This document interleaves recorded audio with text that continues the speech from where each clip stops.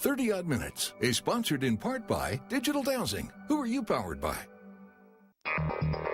For the next 30 minutes, we will explore the unexplained.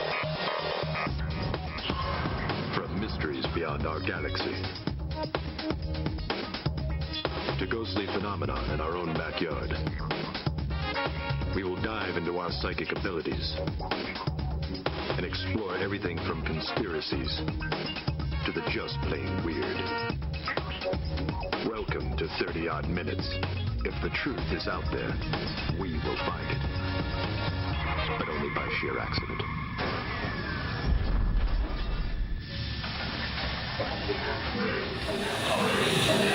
It hurts every time. Welcome to 30 Odd Minutes Live.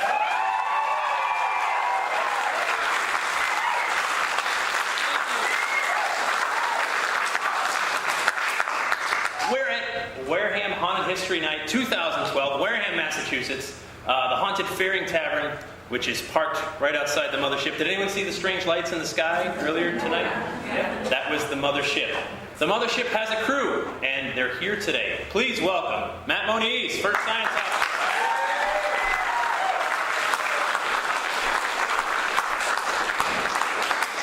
Andrew Lake, the voice.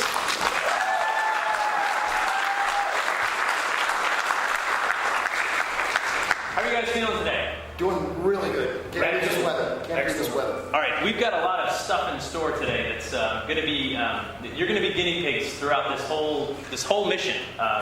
We're going to do so table like every other mission. Pretty much. Yeah, that's what I love about these guys. If we need to hook electrodes up to somebody, if we got to do some kind of bizarre experiment, they are always game. Now it's awkward. It wasn't awkward.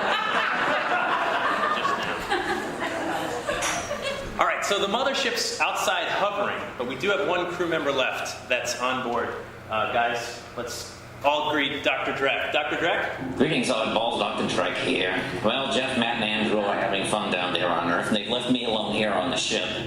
It's a punishment, because I accidentally, disintegrated Sarah in my teleportation little experiment. I mean, that could happen to anybody. Anyway, it is kind of spooky being here on the ship all by myself. Dr. Dreck. What? Dr. Dreck. It's Sarah's ghost. Oh no, you're not going to show me my past, present, and future, are you? I gotta get some sleep. I'm not a ghost. I'm still alive. Sarah, I'm so sorry the teleportation experiment didn't work. I forgive you. You can't help being stupid. Or crazy. Thanks, but where are you? I'm in limbo.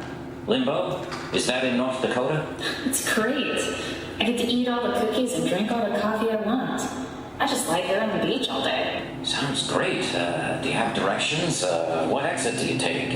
Oh, gotta go now. I don't care if I ever come back. Sarah, you gotta give me directions to Limbo. I want to go there too. Oh, she's gone. Now I don't know how to get to Limbo. Oh, I know. I'll just consult Google Maps. That's all. Let's see. Limbo. Is that spelled with 2 M's? Moment of silence, please, for Sarah, who was lost in a horrible teleportation accident. Okay, all right. It's kind of weird she's haunting our ship now. That's appropriate. It's appropriate. It only makes sense. She was haunting it before she went missing. It's true. No, she's among the spirit world now. Okay, folks, our first guest, we want to please welcome the president of the Wareham Historical Society. There she comes, Carolyn McMorrow.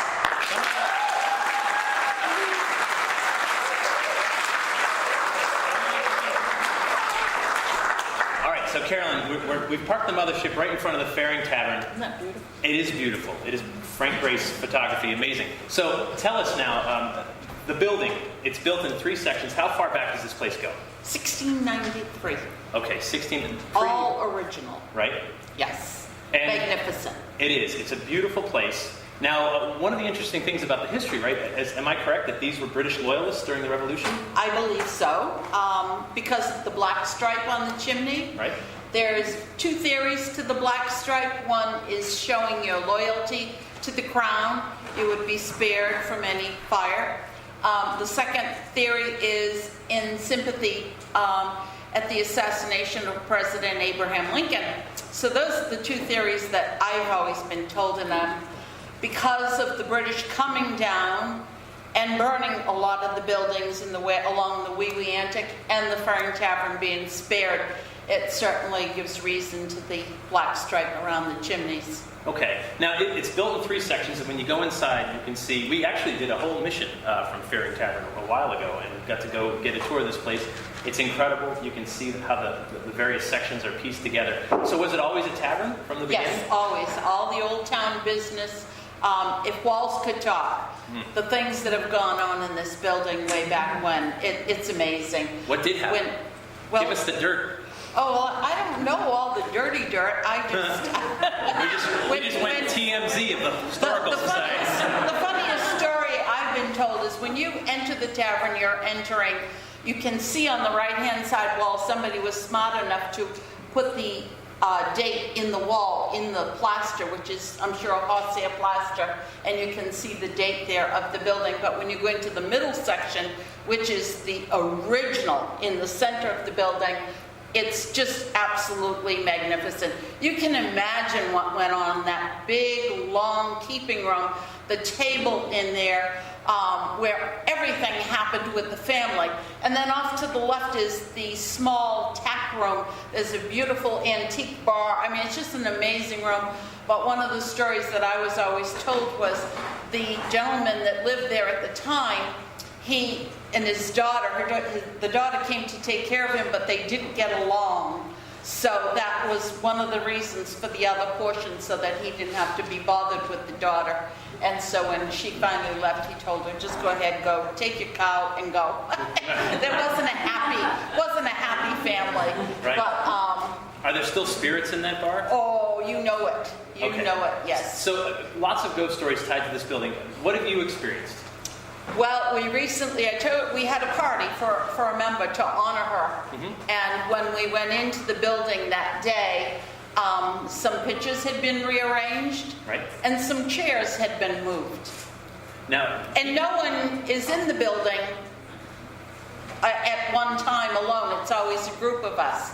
None of us go in and just, at a whim do something. So when we walked in and we had to go the pictures and put them back and put the chair back, and it's okay. They're friendly ghosts. Okay. They're harmless. They're happy.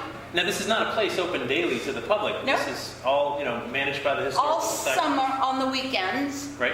And by appointment, anytime you have a group that would like to come and tour the building as a group in the daytime and see how magnificent it is, we'd love to have you. How many times are people asking about the ghosts now? Is that one of the first questions, or? Well, it's so strange that this program is going on tonight. I spoke with Tim. Not that strange. No, but the strangest thing is, I spoke with Tim earlier. This week, in the last 4 days, I have had 2 Fearing descendants call me wanting to tour the building, and they knew nothing about tonight's program, and one of them is a paranormal. Is it paranormal? What is a paranormal? Investigator. Oh, okay. Sorry. Sorry, just picture this. Investigator. Okay. But isn't that eerie that in the last 4 days, 2 Fearing descendants would call wanting to tour the building, and one of them was going to try to get here tonight, so I don't think she did. She was going to let me know, but well, if she's paranormal, she might be here now. She might be here. She might be here, but you're going to love it. It's amazing. Okay. It's awesome. Amazing. Okay. Thank you so much, Carolyn McMorrow. Thank you all.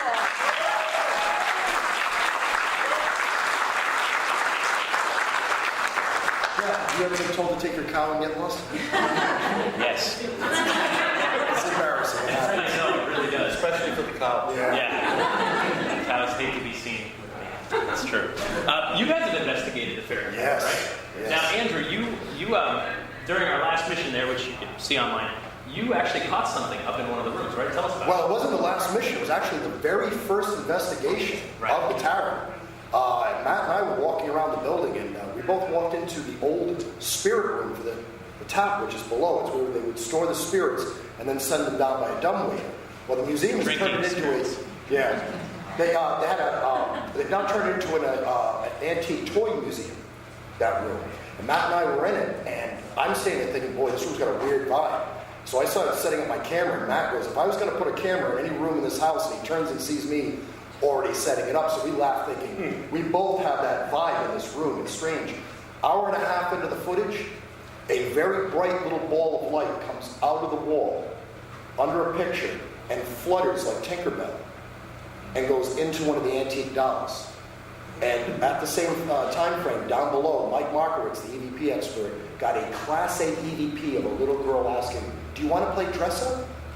So the fact that EVP and that anomaly were caught, that left me thinking, yes, these stories have to have some validity. Right. Yeah, so we've been fortunate. Matt, you've been in the building a number of times. Oh, yeah. Of course, anybody that's grown up in the town, regular school trips to the tavern, at least once a year. Right. So, yeah, I grew up going through it.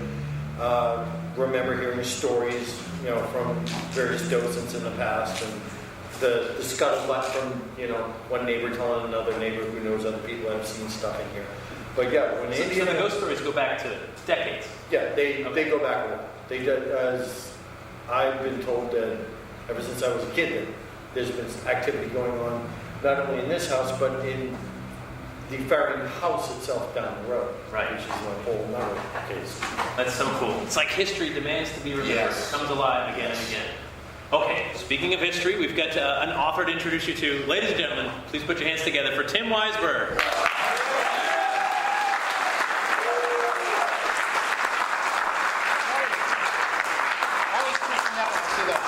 Yes, no, it should. I mean, duck and cover in general when you see something hovering over you.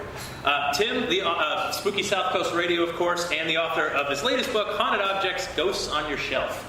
Great stuff, right? Now, Tim, you've been a paranormal investigator a while. I know you've been in this house before. What were your first impressions? When I first walked in there, I thought it was one of the most awesome places I've ever been in. Right. And I was a little bit worried that maybe it was all in vain in terms of the hauntings, but it lit right up for us. I mean, it's definitely one of the most active haunts that I've been in. Okay, very cool. Now, last week, we did a bit of an investigation at Fort Tabor / Fort Rodman in New Bedford, Mass. Can you slide aside a little bit? This way? That way? This Yeah. way. There it is, Fort Tabor. So this was our first time there. Everybody. We had the opportunity. Some folks here were there as well. And what were your first impressions of the fort? Well, it's massive. Yeah. And there's a lot of ground to cover. And being an event where you had a number of other people there, I was just concerned about not losing anybody. Right. And I think everybody made it back. There's a few empty chairs here tonight, so... We weren't that thorough at the end of the sweep. No, we were kind of tired. We're like, yeah, if anybody got left behind, they'll find their way out. Yeah. What amazed me the most about it, though, was the fact that you can still walk in there and feel the history that it was used for. It's never been battled. It wasn't an actual Civil War fort operational. Right. They finished it after the war, but you could kind of tell all the time and the effort that was spent in that building. What do you think it is with these historic sites? Why the ghosts? Well, I think because that we pay attention to the history there, and because we're going there to recognize that history, the ghosts there feel like they can kind of come out and make themselves known more. And I think the other reason is that we haven't completely put modern society all over it. We leave it alone. We leave it the way that they remember it. So therefore, in their eyes, in their world, it's still the same place they were. That is true. I mean, you walk into that fort, and you can see the weeds growing on the roof, and and so on. It is like stepping back in time. All these old buildings. That's such an interesting part of what we do. We're time travelers. We're stepping into a location. We're trying to connect with the past. And all that. Now, you had quite the profound experience roughly in here. This is Battery Milliken. A lot of graffiti, so certainly there's a lot of people sneaking in there. I'm fairly certain that picture's upside down. Now that I think about it, I'm pretty sure that's the debris on the bed.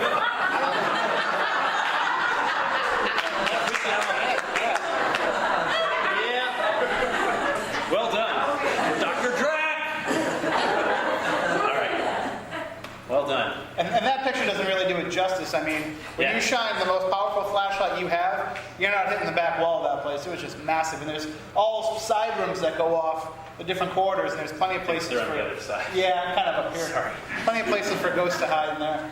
Okay, so if we didn't tell anyone that picture was upside down, I probably could have got away with that. Yeah, I don't know why you're mentioning it. I don't want someone later to post online. I think I saw beer cans on the ceiling. How do they do that? So creepy place. I mean, we walked through this. It was an old, battery cannons firing out into the ocean, and you had an experience. Set this up. We're going to play the audio clip in a second. Well, we were investigating the middle portion of the battery, and there was some reports going on there over the course of the evening that there was somebody hiding in a corner, the spirit of somebody hiding in the corner doing a duck and cover move. And so we were kind of hanging out there to see if we could verify that. And we had a lot of little strange things happening, weird beeps, strange things happening with our devices. But it was when a cold spot started happening, cold air blasting us in the face, when there's no windows, no openings. This place is dug out from the side of a hill. So there's no way that this air could have been blowing at us. I felt this cold spot, and I asked the other investigators who were there with me to verify it. And right when he reaches over to verify the cold spot, it sounds literally like the ceiling is coming down on us. All right, let's take a listen.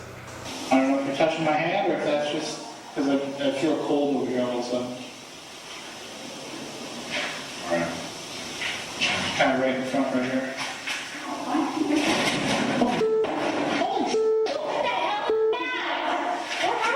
Was that you?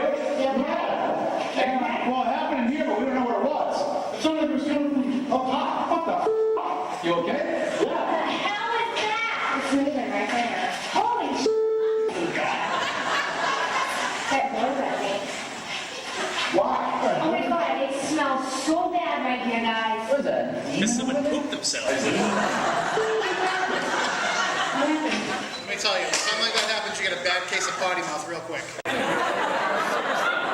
mean, and that clip doesn't really do it justice. I mean, there's a few people here that were with me, and you could just hear it. It sounded like the roof was caving in. I thought I was dead. And then once I realized that it didn't, my next thought was, what's up there? Is there a raccoon or something? And nothing could have had the force to make that kind of noise. And when we looked up, there was really nothing. No damage. Nothing had fallen. It was just a sound that came out of nowhere. So what do you think when that happens? I mean, like you said, there's nothing but many cubic tons of dirt above that cement ceiling. And you look around, nothing's fallen, nothing's weird. What goes through your head next? The theory that we've kind of put together from the people who were there and experienced it and talking with the mediums who were there is that maybe the reason why that spirit was ducking and covering is because that's what happened when they fired the cannons. Oh. That would be the sound that you would have heard, and he was kind of just covering because he knew that it was coming and he wanted to block out his ears a little bit. So that's the theory we're going with. Cannons that could fire, 18 miles? All the way from the coast of New Bedford to Martha's Vineyard, which for those of you not in the area, it's a far. Big guns. Yeah, big guns, yeah. It shoots through schools. Yes. Pretty much, yeah. So incredible place. And will you go back? Absolutely. I can't wait to get back. I'm going to spend most of my time in Milliken, but I never even got to see the fort itself. Right. And what is it about these places, especially once you have an experience, you feel a connection with it forever? I know the few places where I've had experiences, I always want to race back. I want to go right back to where it happened. Will lightning strike twice? Not usually, but it does call us back again and again. Like the Fearing Tavern. Right. The reason we've come back here. And it's again and again happened to me in there, so hopefully it will again. Every time I do it. All right. Well, hopefully we stir something up tonight. I'll go get them going. All right. Tim Weisberg, ladies and gentlemen.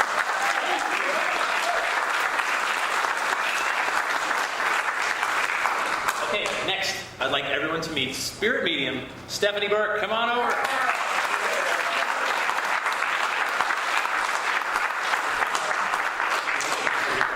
Okay. So, Stephanie, what's it like being a medium? Although probably more small. Yeah. It's so weird. No, it's something that I've always known. I don't really know any different. I was actually born with this gift. I got it from my mother, who got it from her mother, and so forth and so on. So being able to communicate with those that have passed on isn't very different from me, but it would be to ask you to do it. What do you mean?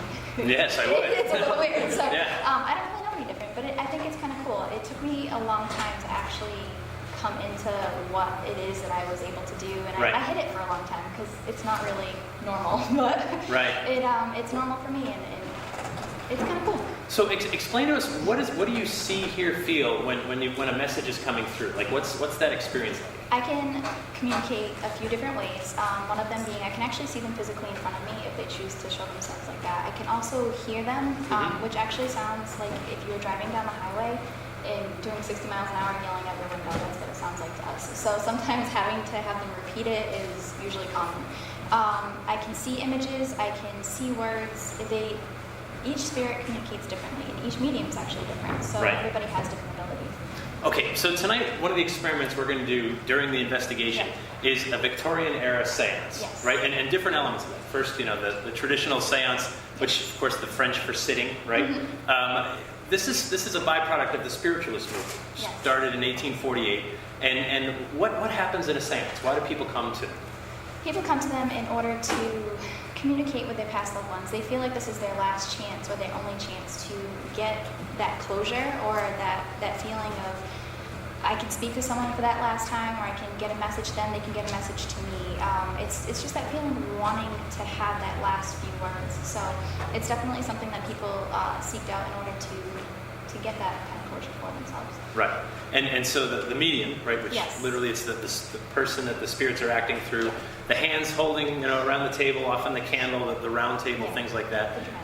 The dramatics, right? But isn't that part of it? I mean, isn't there a context we expect? Absolutely. I like the dramatics of it because I think it actually, it kind of gets everybody's energy raised up to the point where they're anticipating what's going to happen. So it only helps out.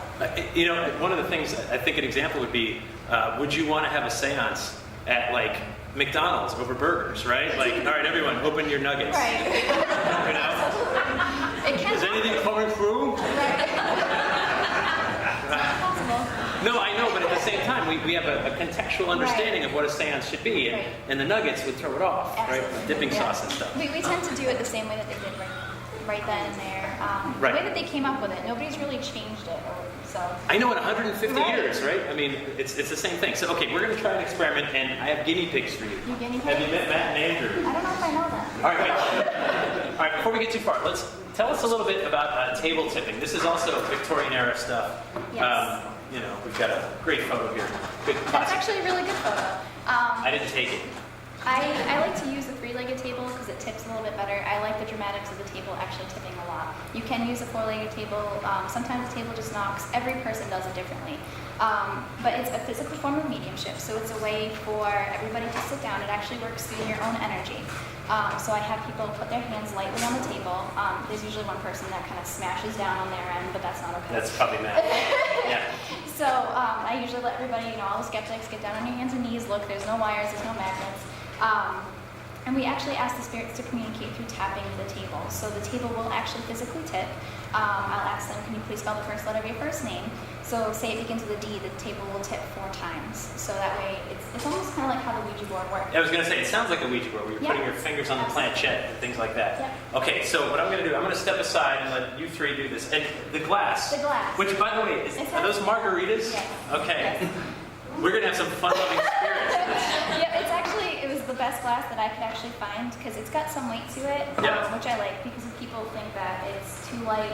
Oh, I'm moving it myself. But I actually use the glass. Everybody puts one finger on the glass to get the energy of the spirits moving and to get them used to actually tipping the table. We build up their energy so that way they can move the table. So we'll do that first and then we'll jump right into the table. I'm going to go cameraman on this one too, just to prove no wires, no nothing.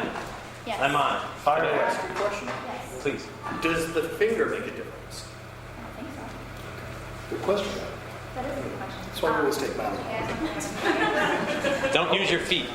No. All right. This is our very first table tipping on 30 Odd Minutes by far.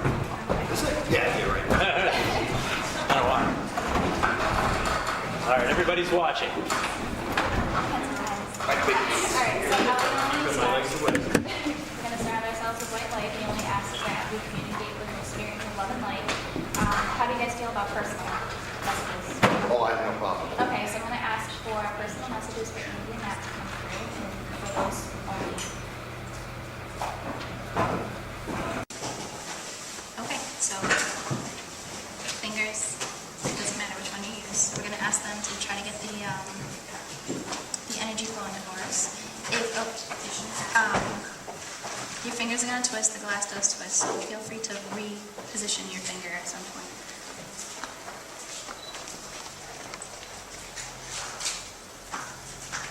Sorry. Another thing for people to be aware of, I'm actually channeling majority of the energy through me, so if I do take my hands off, it does not work.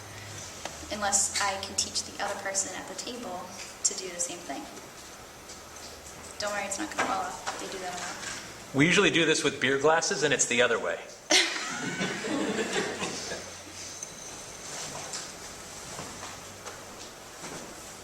Are you guys feeling anything right now, Matt? I'm barely touching this glass, and it's moving like it's...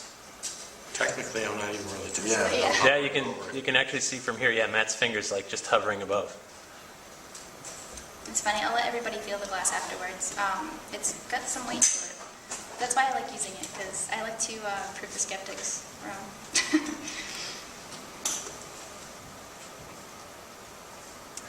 So what are you feeling, Stephanie?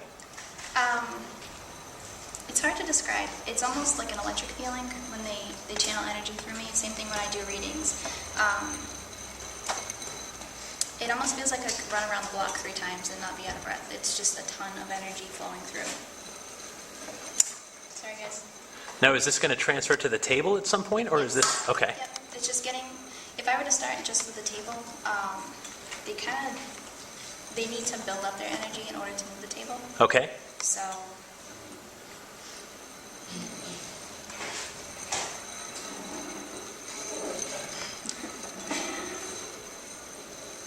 Andrew, how hard are you pushing down? I'm barely touching it. Okay. Neither am I. It's like... My finger's sliding all over the place. And I'm looking at her finger. Her finger is definitely not the one that's manipulating this. I can say that. This is odd. It's fun, isn't it? Appropriate for a show in 30-odd minutes. Could you make them possess either Andrew or Matt? I can work on it. Okay. That'd be awesome.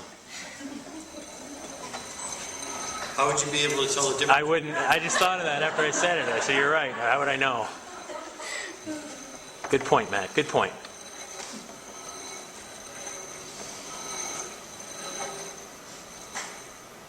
Okay, they're done. All right. All right, so That was interesting. All right. you're going to put both of your hands on the table. I'm keeping you honest with the camera here. Lightly. Check the knees. Check the knees. I usually tell people to tuck your feet behind you. The table kind of stomps on toes. My table's actually broken, so it twists back and forth with the energy, so I apologize for that, guys. So I'm going to start off and ask, is there anyone here with a specific message from Matt or Andrew? Could you please tip the table? If it's Sarah, we're all going to run out of here screaming. Thank you. Could you please spell the first letter of your first name for us? Matt, is that the table or something else?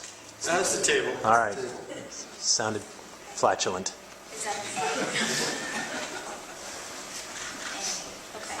Do either of you have someone on the other side with the first letter A? Yes. Okay. Could you please spell the second letter of your first name for us?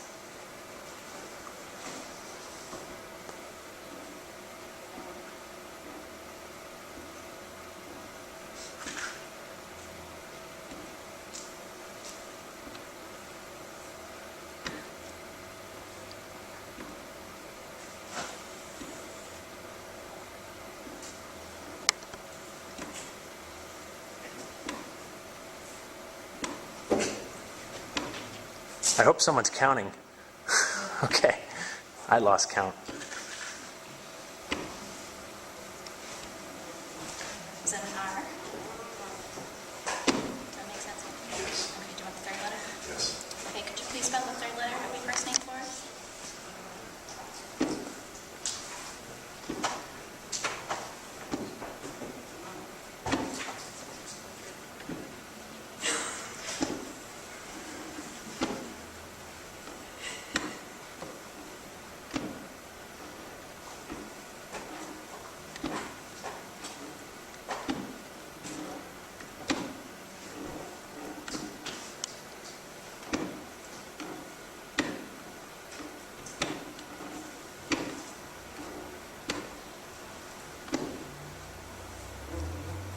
That makes sense? Yes. Yes. All right, guys, let's hold it here because we're just about out of time. Andrew, what's your thought? It just spelled out art. Which is? I've been told my dad's around me. He passed away 3 years ago this November. And his name's Art. And the funny thing is he was a hardcore skeptic, and he's been passing on messages at a haunted location I'm investigating. So my dad has been helping me. Wow. Which is very wonderful. Amazing. I'm glad you're here, Dad. All right. Can we break this circle? We He was also a 61-year veteran of broadcasting, and it's appropriate he's here at our show. Very amazing. Awesome. We can try to communicate with him a little later. Actually, if you guys want to keep this going, we're going to wrap it up on this side. Folks, thank you for watching 30-odd minutes.